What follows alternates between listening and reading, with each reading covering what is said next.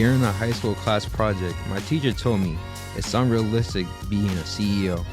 It's been my dream to be a CEO since I was 10. So I told her, it is realistic. Follow me on my journey to learn what it takes to become a CEO.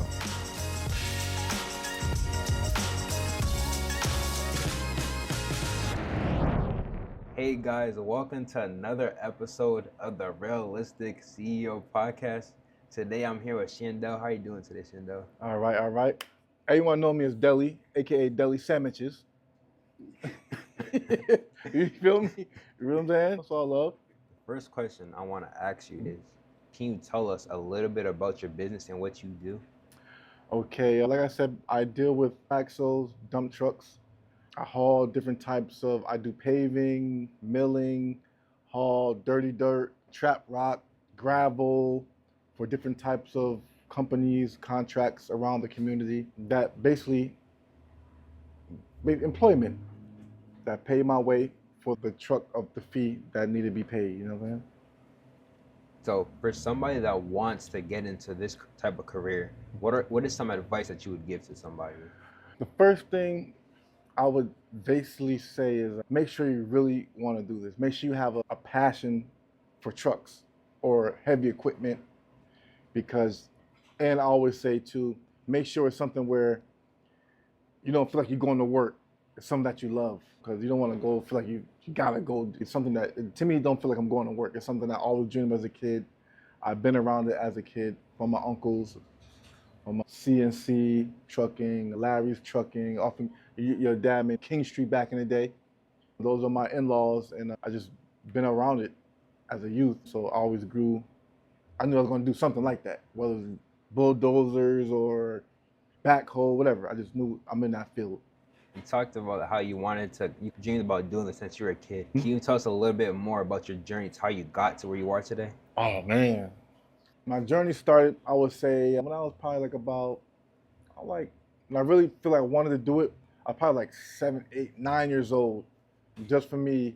Because summertime, my mom and my aunts and them, they used to, instead of going to camp, they used to put me with my uncles-in-law at his business.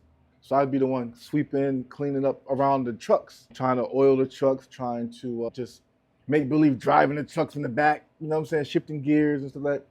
And then one day it was one of my cousins, like in-law cousins, that actually let me drive a truck. So I was hooked after that, you know what I'm saying? So it was I knew that was embedded in me after that, you know what I'm saying?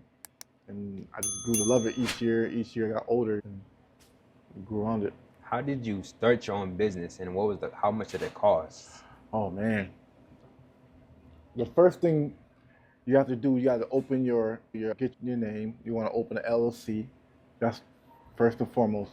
You got to make sure, as far as your dream goes, that's first base. Your LLC, your name, your tag, your title, go Uncle Sam, pay for all that stuff. And then I just basically asked questions. I got around people that I knew that's already in the business to help me go along, follow the path, the blueprint of just find the truck that I want, make sure I have the money to purchase the truck that I want, and to go from there. And just, I'm gonna say this, the register and short, you gotta have at least like $15,000, $12,000 just to get it going. That's with the payment LLC, your taxes, and when you purchase your truck, you still gotta pay. That's just a different payment. You purchase your truck, but you still gotta pay Uncle Sam. You know what I'm saying? The registry, all that stuff. So I would say give or take 12 to 15,000 to get your stuff going, just to get it going. You know what I mean?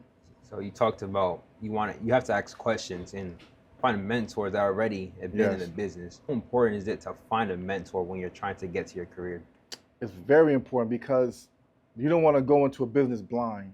Even with this business, our So Loud Kitchen, we went blind, but we didn't go blind because we always had my wife's mom. They own businesses, restaurant way back then. So I took the same type of mind frame and applied it to what I want to do for trucking. So I got myself around, like I said, my uncles and cousins that was already in the business. So I just went to them and they made, you sure you want to be serious? And I said, yes. So they showed me the way of how to maneuver to get where I want to go as far as purchasing a truck, what I want to look for, what type of truck I want, as far as paying taxes, how to go out and get contracts, how to go just fend for myself. Everyone need a crush to lean on first to get you through the door, you know what I mean? And that's what I did basically. So, from starting to where you are now, what is some advice that you would give to yourself when you first started that you know now? That's a good question. I think that I would have picked a better, newer equipment, because you don't want to ever buy equipment that's beat up and used to an extent. It's like buying a used car. You don't want a bad used car, but you want a nice used car that gets you through what you do. So the same rules apply with a heavy equipment truck or a tractor or whatever.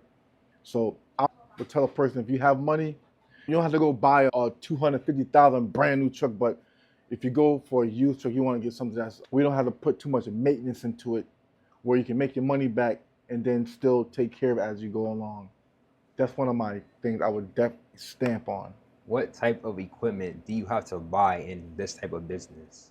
You definitely, as far as buying, you want to always get I'm not saying you don't want to go too far outdate of a triaxle dump truck. When I say triaxle, that's a truck with 4 axles, 1 in the front, 3 in the back, 2 in the back, and 1 middle drop axle. You know what I'm saying? So that way you balance the truck. So I call it, that's what everyone knows as a triaxle, AKA dump truck. You know what I'm saying? And that's where, like I said, that's one of the main, it's all about which one you want to, the maintenance. You want to look at how much work been on it. It's like the same thing, a vehicle. Same as apply, you know what I'm saying? Same as apply. What is an axle? A drop axle is to give you more stability. Mm-hmm. When you went, because remember, you're driving with 77, 80,000 pounds. You know what I'm saying? So think about when you're trying to slow down, stop, going on the hill.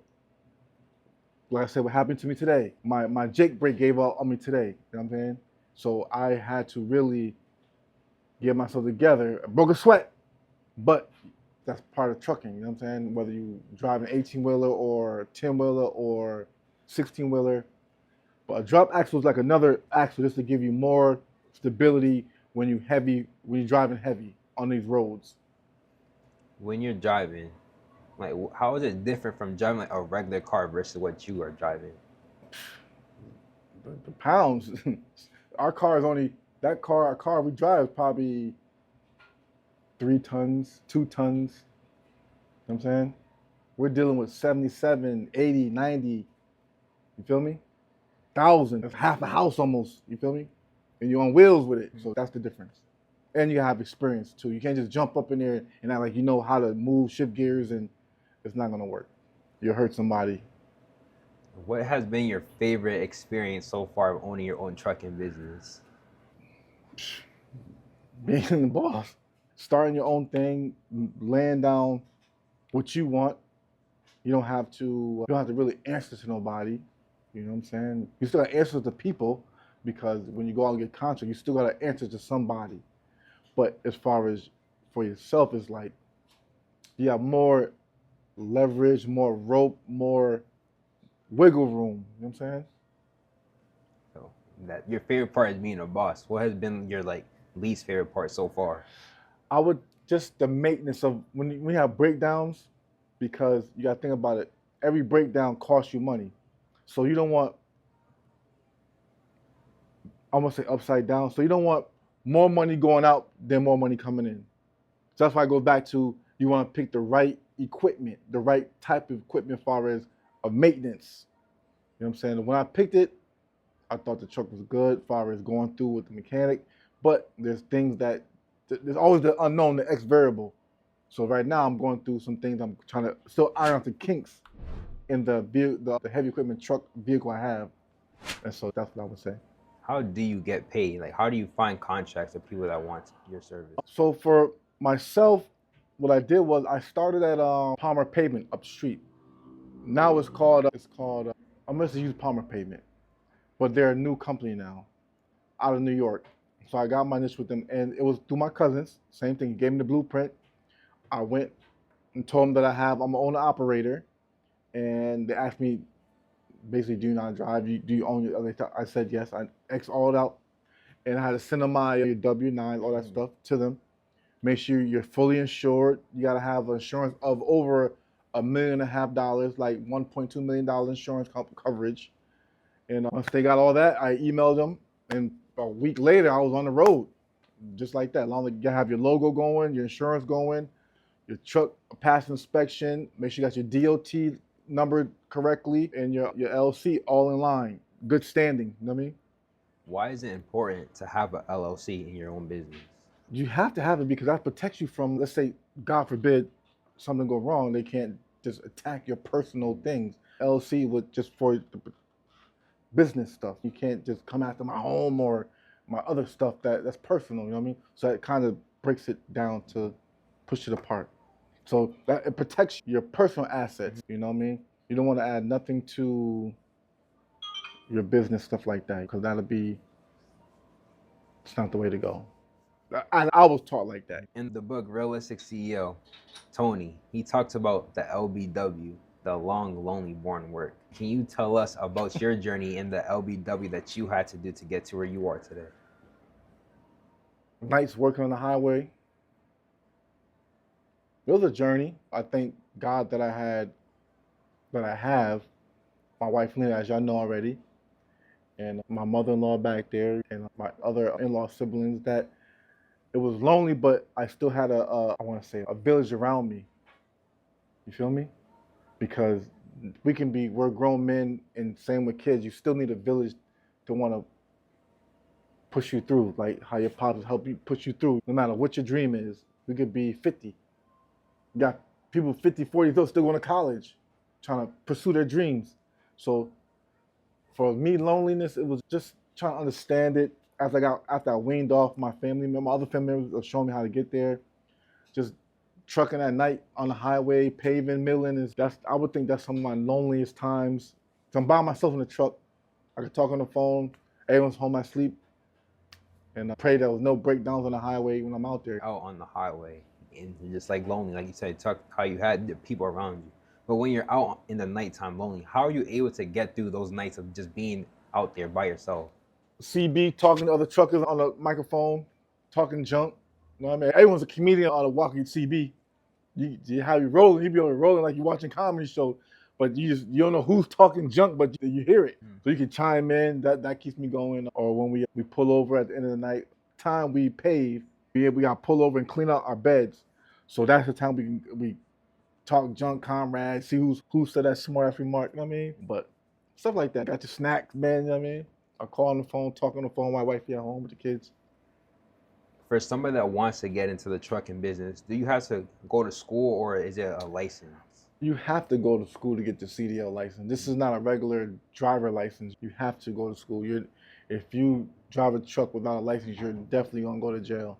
I would highly recommend no one don't ever try that. Even though you may have skills, you gotta get your license. You can have a permit and still train. It's like a car. You make it drive, learn, but at the end of the day, you gotta have your CDL license. Whether it's Class A, Class B, you have to have that. It's mandatory.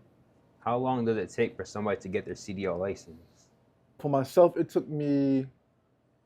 I was already like inclined. Like, I already knew how to drive since I was a kid, so it only took me 4 weeks. Another person may take 16 weeks. I mean, I went to a 4-week school because I knew I already had to drive already before I even got my license, before I got my permit. I already knew how to hit the switches, 18 speed, 10 speed, 12 speeds, automatics. It didn't matter to me. I knew how to move it already, you know what I'm saying? But for a person that want to just try it, it makes that you want to go to school first. Because it's like you have United, you have Nets. I went to United, and it was in Chicopee, Massachusetts, but now it's in Holyoke Mall. You know what I'm saying? And yeah, I did a 4-week program. I did 8 to 4, 4-week program for 4 weeks. I got it. Did my permit real quick. That was like a day. And I just went through the motions, you know what I'm saying? What has been like the biggest aha moment so far in this business?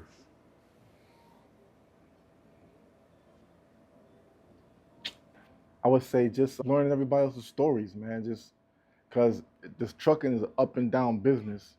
You can have a brand new truck and still have a problem. You have a brand new truck instead of the problems of the old truck. You feel me? You can get it brand new with no miles on it and still have the same problems with my truck. So that's my aha moment. It doesn't matter. It still brings home the same amount of money. It's still, whether you have a 2024 truck or 1999 truck or 1989 truck, as long as the truck is efficient, you're gonna still bring home the same money. It's like, what you speeding for? You don't need to speed. We're gonna get to the same spot. We're gonna dump the same dirt. We're gonna go home the same way. You feel me? How important is networking inside of this trucking business? It's very important. It's very important because that way, if you don't know where to go or who to talk to, your truck gonna be sitting out there in your yard looking crazy. You know what I mean, it's gonna make it that much harder to find work. You know what I mean, or if you do find work, they're gonna like lowball you on your rates. You feel me? So it's always good to know who's who or where to go or throw a name or two around. That makes them feel more comfortable. You're not like I want to say jive turkey. All right, you got a truck. Okay. You can be like, that's my truck. It's not your truck. Mm-hmm. You know what I'm saying? But they want, are you an official dude? You know what I'm saying? Yeah. So that's my thing. You know what I mean? You said that people might try to lowball you. Yes. When you're negotiating contracts, how do you make sure that you're getting paid what you actually are worth? So my technique was, when I was out there nighttime, I was always asking other people what they were getting paid. Because a person would tell you, let's say, an owner operator tell you, I'm getting paid X and Y, Z for this type of job. So then I would take that X, Y, Z and go ask somebody else, how much is the job going? How much is the rate going? Or how do I, the person that's doing it already, been like, I ask an old timer. Because they got nothing to live, like, I've been nephew, they like, this what I'm getting paid. So that's when I can go back to the man or the contractor, like, I want this amount for my truck. Mm-hmm. So you got to ask around. You would never go in there to any contract place and be like, all right, settle for we'll start you off at $90 an hour. You're like, man, I got too much experience for $90 an hour. I need 110, 115 an hour to make this truck move, or maybe 130, 140 an hour, depending on what type of job you have. Because right now I'm over here with I got contract with the school in East Long Meadow. They built a new school in East Long Meadow, the high school over there. That's where I'm at right now, running back and forth from Munson, bringing material from Munson to East Long Meadow High. They're gonna tear down the old one and build a new one. So I'm gonna take my rate, but it's over $100, which I negotiated. You know what I'm saying? That's how it works. What does the expenses look like inside of a trucking business? Oh man. I'm trying to tell you. Expensive is, sometimes I question myself. You know, I'm like, damn, because like today, perfect example today, I just got my truck back from being serviced and another problem happened. So I was down in September last month. I took an L 3 times last month, meaning my truck was in service 3 times for 3 different issues. So at the rate I'm getting paid, so I'm missing, like, one time, my first time was to have my truck for a week and a half. So a week and a half pay is way over $5,000, $6,000, $7,000. You feel me? So it's like, you do the math, yeah, that's a lot of bucks. My truck sitting getting, then I gotta pay it.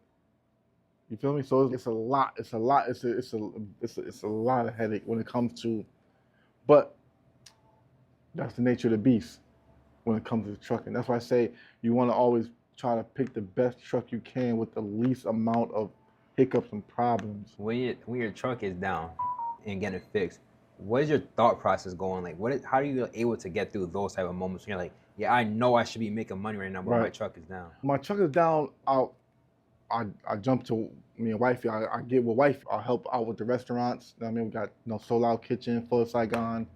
I do my little pickup stuff like that. You know what I mean, just to keep me going. You know what I'm saying, just until, you know what I mean, keep funds up, keep shit moving. I jump in line. I get in. Whatever she me do, wifey do. You know what I mean?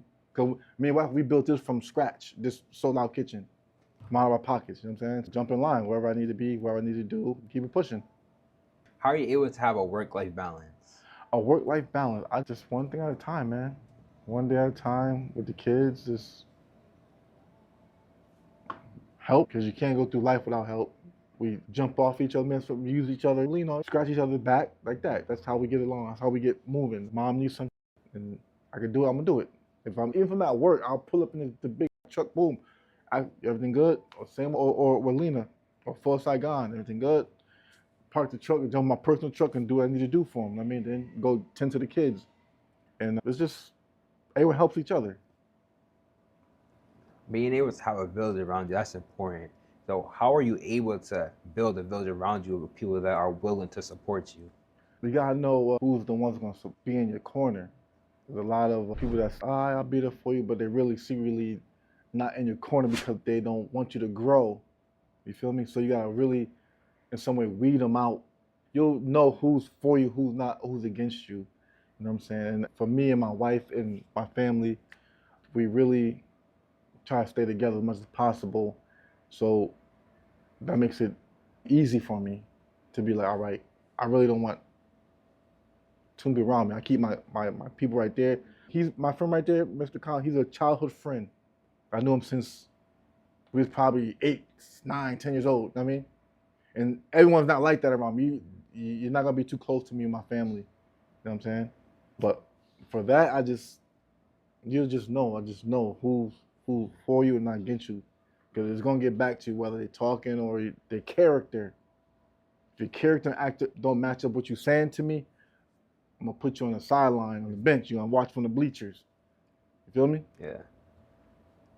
No, I got one last question. Yeah, man, shoot, man. What's one fun fact about yourself? My name is Dellie Sandwiches, and I like to eat sandwiches. Nah, I like to have fun, man. I'm an outgoing guy, man. I'm quiet sometimes, but I love people. I love just having fun, man. I like meeting new people. This is right here so dope, what y'all doing, you know what I mean? I know I'm humble, I'm respectful, you know what I'm saying? I love my family. I thank God for everything. I'm so humbly blessed from my background to where I'm at now. Only if you guys knew. And those who know me knows. You know what I'm saying? I'm not gonna get into detail, but I'm very blessed and I'm very happy and I'm very humble and I'm very thankful and appreciative that the good Lord helped me out in so many ways and blessed me with this beautiful friend that I have that I can call my family today. You know what I'm saying? Actually, I do got one last question. Yeah, keep going, my brother. What is some advice that you would give to me so that I can become a realistic CEO? Just make sure you have it in your heart. Through ups and downs, because there's gonna be days you're gonna be like questions. Like I said, you're gonna question something. Did I make the right decision? Is this what I'm supposed to do? But you gotta, even when times is hard and you down, you don't feel right, or just you feel like you're back against the wall, push through that. You gotta just push through it, man. You know what I mean? Pray to God. We got Pop Dukes. You know what I mean? Me, for myself, I try to look to positive things in life, the things that I prayed for and I have. You know what I'm saying? That I prayed hard and I have, and then God bless me. And that's my goal, you know what I mean? No one's perfect. Everyone mess up here and there, don't get me wrong. But you just gotta push through that. You gotta push through the negative, man, just be positive, man. Just go after what you want, man. Keep it in your heart, you know what I'm saying? It may not happen when you want it, but it'll happen if you keep strong and just focus. Keep on your grind. Thank you for coming on today. I appreciate it. Yeah, man. Listen, thank you. Love is love, bro. Thank you. Man. Appreciate you guys for watching this episode of the Realistic CEO podcast. If you guys want to help and sponsor or support the Realistic CEO, you can go to realisticceo.com. You can buy my book right here, Realistic CEO. You can also buy merch as well if you want. And another thing last thing that you can do if you want is you can help by sponsoring the books for the kids when we go in to speak as well. Thank you guys for watching. See you guys in the next one.